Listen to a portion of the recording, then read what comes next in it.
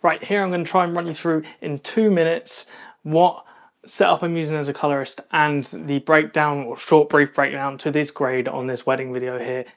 So right here I have the Blackmagic mini panel desk here. This thing is great. Over here I have the Asus ProArt 274 CRV or something like that, I think is that's color calibrated monitor. Then I'm using the Logitech MX mouse and keyboard on with M1 MacBook Pro. So let's jump into the grey quickly and see what we got. So over here, here's a basic node tree of what I've got.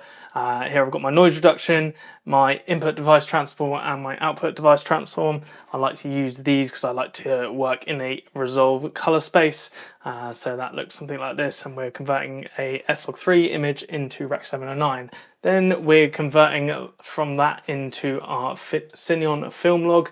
We've got a 2383 codec LUT on here, so we just turn that on and off.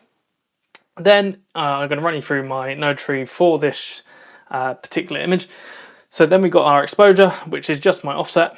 Then after that we have my primaries, which I use to expose everything and make sure, well, add to the exposure. Then we've got my log wheels, which I control a lot of midtones with the skin detail.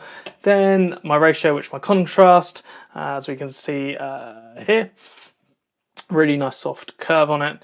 And from there, we then got my detail, which is on the skin, making that skin nice and soft. Then we got my correction, which is my white balance, which is mainly focused on this dress here.